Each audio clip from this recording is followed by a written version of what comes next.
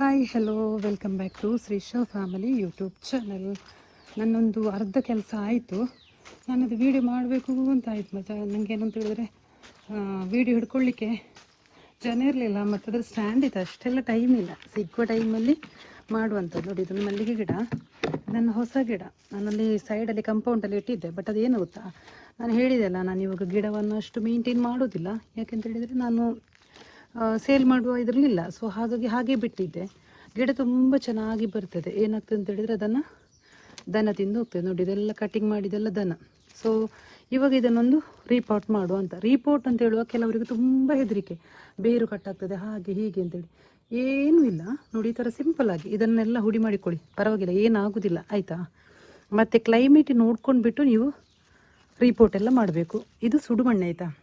ಸುಡುಮಣ್ಣು ಅಂದರೆ ನಾವು ತೋಟಕ್ಕೆ ಹಾಕಲಿಕ್ಕೆ ಸ್ವಲ್ಪ ಸುಡುಮಣ್ಣು ಮಾಡಿದ್ದೀವಿ, ಅಲ್ಲಿಂದ ತಗೊಂಡು ಬಂದದ್ದು. ಇವಾಗ ಸುಡುಮಣ್ಣು ತುಂಬ ತುಂಬಿಸಿಟ್ಟಿದೆ. ನಾನು ಟೆರಿಸಲ್ಲಿ ಸ್ವಲ್ಪ ಮಾಡಬೇಕು ಅಂತ ಹೇಳಿದೆ ಅಲ್ಲ, ಬಟ್ ಇವಾಗಂತೂ ಮಾಡೋದಿಲ್ಲ.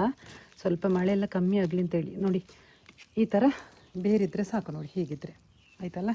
ಇನ್ನು ಇಲ್ಲಿ ಹೀಗೆ ಒಂದು ಕಾಲಷ್ಟು ಮಣ್ಣು ಮಾಡಿದೆ, ಅಂದರೆ ಯಾವುದು ಸುಡುಮಣ್ಣು, ಮಣ್ಣು ಮತ್ತು ಸುಡುಮಣ್ಣು ಎಲ್ಲ ಮಿಕ್ಸ್ ಮಾಡಿದ್ದೇನೆ.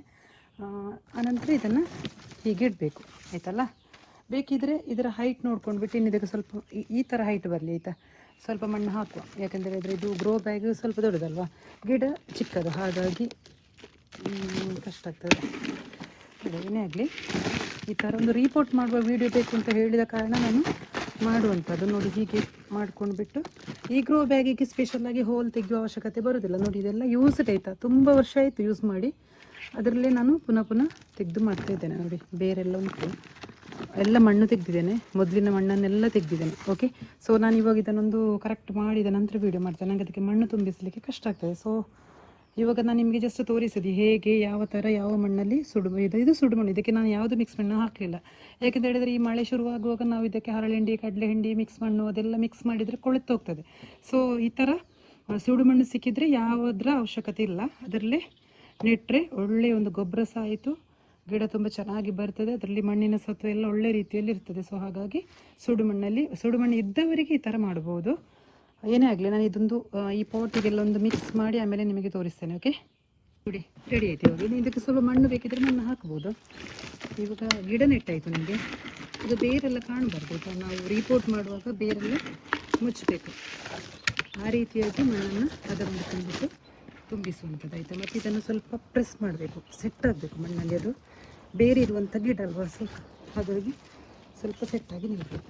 ನೋಡಿ, ರಿಪೋರ್ಟಿಂಗ್ ಸೆಟ್ ಆಯಿತು, ಆಯಿತಲ್ಲ.